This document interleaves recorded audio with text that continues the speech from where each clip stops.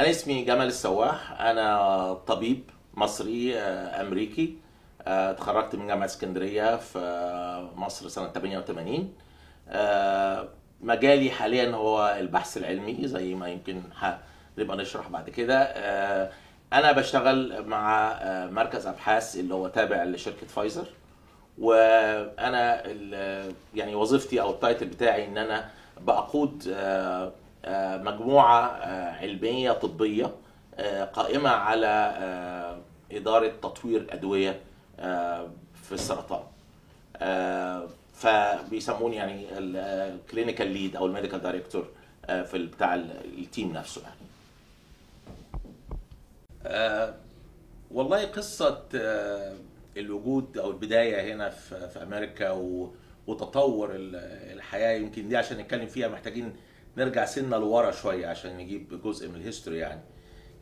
أنا اتخرجت سنة 88 من جامعة اسكندرية، وكانت الدفعة بتاعتنا كبيرة قوي، يعني احنا كنا داخلين يمكن قرابة 1000 طالب. على ما اتخرجنا كنا 550 560 أو حاجة زي كده، وده عدد كبير جدا بالنسبة لمحافظة واحدة، يعني بالنسبة لاسكندرية. اللي انا عايز اقوله من الكلام ده ان احنا كنا مجموعه كبيره، والفرص يمكن في مصر ما كانتش تسع كل هؤلاء الناس. اضيف على هذا بقى ان معظم هؤلاء الناس عندهم طموح وطموح قوي يعني. فكلنا كنا بنبص على فرصنا، يعني سواء مننا اللي استمر في الجامعه، او مننا اللي كان عنده برايفت براكتس مثلا معاه، او معظم الناس كان لهم ابائاتهم كانوا دكاتره او حاجه زي كده، يعني ناس عارفه مستقبلها من البدايه يعني. تيجي للناس اللي بقى عندها طموح ومحتاجين ان هم يستكشفوا ايه فرصهم في الحياه. يمكن في التوقيت ده بالذات هو اللي حدد حاجات كتير يعني. كان في طلب عالي جدا من امريكا على مش بس دكاتره، يمكن دكاتره واعضاء هيئه طبيه، يعني سواء تمريض او اكتر من كده. فكان الامور اسهل، وكانت البلد عامله دعوات مفتوحه يمكن على مستوى العالم ان هم بيستقطبوا الكفاءات الشابه، لسه الناس حديثي التخرج، بحيث ان هم يستوعبوهم ويمرنوهم وياخدوا بقى نيابات ويتخصصوا. ومن هنا يبدا ان هو يبني قاعده من الاطباء والطبيبات الناجحين في هذا المجال. فكانت فرصه ان كان الباب مفتوح لحاجه زي كده. فيمكن من بدايات حياتي ما كنتش اتخيل ان انا هسيب مصر يعني، وكنت راسم حياتي على التطور الطبيعي لحاجه زي كده. انما ما وان جاء فرصه، وما ان الطموح يمكن اكبر من ان انا استنى في مصر. مش لاني انا طموحي اكبر من مصر، ولكن لان احنا كتير وفرصنا قد ما تكونش متساويه. ففيها ايه لما كل واحد يشوف فرصته في اماكن اخرى يعني. وبالفعل لما جيت وابتديت هنا، ابتديت في مستشفى كان في الاستاف اللي هم في البدايات، يعني اللي بعد الامتياز وقبل النيابه او حاجه زي كده. ولكن طول الوقت كان عيني على البحث العلمي، يعني كان عندي فكره من قبل حتى من ما اتخرج من الكليه. لان ليا مثلا اخويا الكبير كان في مجال البحث العلمي، وهو كان صيدلي، وهو اللي اداني هذا الاتجاه. فكان رغم ان انا كنت بشتغل في مستشفى وبأدي دوري عادي، بس كان الهدف عندي مش ان انا امشي في سكه ممارسه الطب العاديه اللي بيمشيها كل الناس اللي في نفس المرحله بتاعتي. ولكن كان عيني على فين الابحاث العلميه، فين اللي نقدر نطور علاجات جديده، فين اللي نقدر مش بس ادويه، بس يمكن اكتر الادويه فيها يعني. مراكز البحث هنا بتاعت اكتشاف الادويه وتطويرها ما بتبقاش مدعمه بالحكومه. بيبقى دايما شركات الادويه الكبيره هي اللي بتبدا بتبتكر، وبيبقى فيها اختراعات لادويه جديده. وبعدين هذه الادويه بتبدا تطور وتتجرب على الحيوانات الى ان تصل لدرجه انها تبدا تخش في مرحله الكلينيكال، اللي هو تبدا الادويه تتجرب على العيانين يعني. فيمكن خدتني 4 سنين من يوم ما جيت هنا لسنه 94. يعني انا جيت هنا حوالي 89 بعد ما خلصت امتياز، ان انا الاقي فرصه في شركه ادويه، وكان اياميها شركه فايزر هي اللي فاتحه المجال دوت. وكان بدايه ليا ان انا ابدا ادخل في سكه تطوير الادويه والبحث العلمي. الكلام ده كان 94 وكان برضه 20 سنه يعني. ففي خلال ال 20 سنه دي سواء مع مراكز الابحاث اللي تابعه لفايزر او يمكن كانت تابعه لشركات ادويه كبيره برضه، ويمكن كنا بنروح ونيجي حسب الطلب فين يعني. وكان اكتر مجال انا اشتغلت فيه مجال السرطان، وطبعا مجال كان محتاج يعني بيحتاج علاجات جديده، يحتاج تطوير للموجود، محتاج ان هو يحسن مش بس ان هو يعالج لمجرد القضاء على السرطان نفسه، ولكن ازاي ان احنا نخلي مريض السرطان حتى في الوقت اللي هو فيه يعيش كويس ويبقى عنده كواليتي اوف لايف. يعني احنا كانوا دايما بيقول ان احنا في تطويرنا لعلاجات السرطان بنحول، يعني حتى بالانجليزي بيقولوها بنحول الديث سنتنس انتو كرونيك ديزيز. يعني بعد ما كان السرطان حكم بالاعدام، احنا بنحاول نخليه كانه مرض مزمن زيه زي السكر، زي الضغط، زي اي دواء، اي مرض اخر الانسان بيعيش فيه. وطبعا على مدى ال 20 سنه اللي فاتوا، نظرا لان ابحاث السرطان ما بتقترنش بنوع واحد ولا بمرحله واحده، يمكن كان عندي فرصه كبيره جدا ان انا اتنقلت من كذا بروجكت، يعني كذا خطوات للعلاج والتطوير ادويه جديده يعني في عده مجالات يعني. طبعا يعني يمكن في الاول الموضوع كان اصعب من دلوقتي، ولكن بدانا نشوف نتائج قويه، نتائج مبشره بالخير، نتائج تخلينا احنا حتى كاطباء بنبقى اكتر موتيفيتد، يعني بنبقى متحمسين اكتر وعندنا امل اكتر. انا كان عندي مريضه اول امبارح بتكلمني، واحنا برضو بنتعامل مع الجانب النفسي جنب الجانب العلمي يعني. كانت هي يعني صغيره في السن يعني، وكان عندها للاسف مشكله كبيره يعني. فكنا بنحاول ان احنا نهون الامر، فبتقول لي انت اديتني الامل. قلت لها والله انت اللي اديتينا الامل، لان لما احنا بنشوف علاج بينجح وبنشوف تطور على الارض ملموس، احنا بيبقى عندنا امل اكتر ان احنا نستمر. فيمكن المجال ما هوش منتشر قوي في المنطقه عندنا حتى في الشرق الاوسط والخليج، ولكن من الفرص الرائعه اللي انا الحقيقه اتحطيت فيها ان انا كلفت بقضاء يمكن اكتر من سنتين في منطقه الشرق الاوسط، وبالتحديد كنت في الرياض في السعوديه. وكان الهدف من وجودي هناك برضو تبع فايزر ان احنا نقدر ندخل الجزء الطبي وندخل البحث العلمي في الموجود. طبعا السعوديه والامارات والخليج كله متطورين جدا في العنايه الطبيه، عندهم مراكز عاليه، اطبائهم وشبابهم حتى اللي لسه طالعين على درجه عاليه جدا من العلم.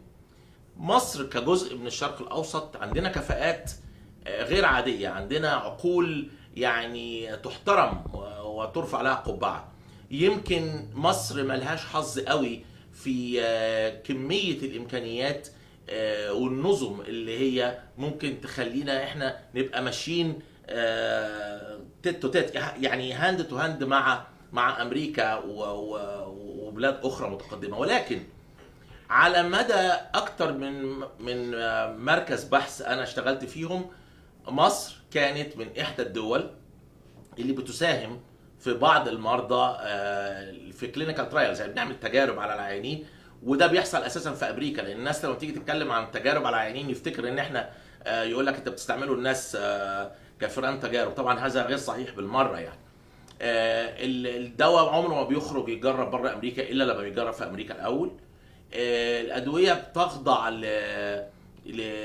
لابحاث شديده الدقه بالدرجه ان لا يمكن ان يوصل دواء لمريض لانسان ويكون في ريسك عالي على العيان. ولذلك احنا بنشوف كل مشاكل ومساوئ الادويه قبل ما بتوصل للانسان، سواء في المعمل او سواء بالتجربه على الحيوانات او حتى لما بنوصل لمرحله الانسان. مجرد تحديد الجرعه بيبقى له دراسات خاصه بيه، ونبدا بجرعه صغيره. مفيش دواء ملوش سايد افكتس طبعا، يعني عشان بس ما حدش يفتكر ان احنا انما حتى بالنسبه للادويه الجديده اللي بنجربها بتبقى على متابعه قاسيه جدا، بالذات من قصه السيفتي، ان سلامه المريض نفسه. في حاجات احنا بنبقى عارفينها بتبقى اكسبكتد انها تحصل، وفي حاجات بتبقى بنعرفها اثناء سير الدراسه نفسها. انما في جيش من البشر بيبقى مسخر لمراقبه ومتابعه العيانين اللي محطوط على اي كلينيكال ترايل، ونفس الرعايه لا تقل باي شكل من الاشكال في اي بلد في العالم، سواء في امريكا، في كندا، في اوروبا، في افريقيا، في الشرق الاوسط. عندنا عيان هو عيان، عندنا انسان هو الانسان. ف قدرنا ان احنا نوصل. والنهارده في مصر، يعني انا لما حتى من فتره كان عندنا مشروع بنعمله، يعني او دراسه بنعملها على اللان كانسر، على سرطان الرئه، وبعدين بنبدا نختار المراكز على مستوى العالم. فانا جالي تقرير بس ايه المراكز اللي هنختارها. مصر كانت في الصداره، وحددوا جامعه القاهره كان فيها سنتر ممكن ان احنا نستعمله، في المنيا سنتر ممكن نستعمله. يعني اقصد اقول من الناحيه البشريه والعلميه احنا واخدين الصداره. احنا بس نفسنا ان الامكانيات تكون متاحه اكتر. مصر بدا يبقى فيها حاجات مذهله، يعني احنا بنشوف الحاجات حتى اللي معموله بجهود ذاتيه، يعني مستشفى السرطان بتاع الاطفال اللي موجوده، المستشفى اللي عملها الدكتور مجدي يعقوب في اسوان، ده كمان اللي احنا بنسمع عنه. يمكن اللي في الكارير بتاعنا شايف الحاجات اللي ما بتظهرش في الاعلام او حاجه زي كده. فيوم ما احنا بندخل تركيز ان احنا نعمل حاجه على المواصفات العالميه، فنحن لا نفتقر اطلاقا القدره ولا الخبره ولا العلم ان احنا كمصريين او كعرب حتى في بلاد اخرى ان احنا نطلع شغل بالكواليتي وبالاستفاده اللي ممكن يستفيد بيها كل الناس. انا شخصيا في معظم الابحاث اللي عملتها احيانا حتى بيقولوا لي ان انا متحيز شويه لمصر او المنطقه بتاعتنا، وده بالطبيعه يعني، انما انا بحب اشرك مصر في الحاجات دي من ناحيه عشان العيانين بيستفيدوا، لان طبعا انت عارف ان كل المرضى اللي بيتعالجوا دي بيتعالجوا على حسابنا يعني. وحتى بيبقى بعد الدراسه العيان بيفضل يتلقى العلاج طول حياته بشكل مجاني برضو، حاجه زي كده. فاحنا ماشيين وبنتطور ومش هنقول ان يعني انا متفائل جدا. مصر فيها عناصر جذب كتير. للاسف عندنا بعض المشاكل، عندنا تحديات بنشوفها كل يوم، لان احنا هنا يعني ما بنتفرجش مثلا على الاعلام الامريكي قد ما بنتفرج على الاعلام العربي والمصري بالتحديد. بنتابع مصر كل يوم، بنشوف البرامج، بنشوف التوك شوز. فاحنا لحظه بلحظه عايشين في بلدنا. كل الكوميونيكيشن بتاعنا معاهم، كل مناسباتنا بنقضيها معاهم، اجازاتنا بنقضيها معاهم. انا نفسي اشوف مصر مستقره امنيا واقتصاديا. نفسي اشوف مصر في صوره نقدر احنا يلي عايشين في بره نفيدها. اجمل ما اشعر بيه ان احنا العلم اللي احنا اخدناه والخبره اللي احنا اخدناها نقدر ناخدها لبلادنا تعبيرا بالجميل. مصر هي اللي علمتني، مصر هي اللي نشأتني. اخدت كل العلم اللي اخدته بالمجان. اشعر ان عليا دين للبلد، واشعر ان احنا كمان نستاهل يعني. فانا اتمنى ان الامور تهدى، وان يبدا في مجالات تجذب كل الناس اللي لهم خبره زيي واللي لهم خبرات اخرى، بحيث ان احنا نقدر نخدم الناس اللي في بلدنا ونخدم بلدنا بصفه عامه. اتمنى هذا يعني. السؤال هنا بقى ليا ولكل الناس اللي زي احنا نقدر نخدم مصر. احنا نقدر نخدم بطرق كتير، يمكن اساسها ايه اللي احنا وظائفنا بتحتم عليه. ازاي ان احنا نبدا نقدم المشوره لاي مشاريع بتبتدي. ازاي ان احنا نبدا حتى نراجع حاجات ونساعد الناس القائمين عليها علشان نتاكد منها. ازاي انا متاكد ان انا واي واحد زيي على تم استعداد ان هو ينزل يشارك في اي شيء، يحاول يدي جزء من اللي اتعلمه او جزء من الخبرات بتاعته. ومش بس في الطب، يعني حتى لو احنا شايفين حاجه تانية، يعني الواحد مثلا مجاله الطب بس عنده خبره معينه في اداره معينه، يعني احنا مش بنبخل باي حاجه نقدر عليها طالما بتفيد البلد.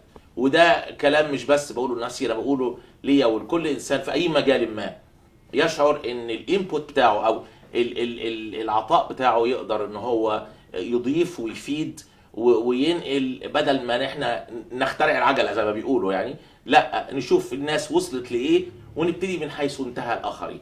فده بيوفر علينا وقت وبيوصلنا ان احنا يبقى عندنا حاجه بنوعيه وكواليتي عاليه جدا.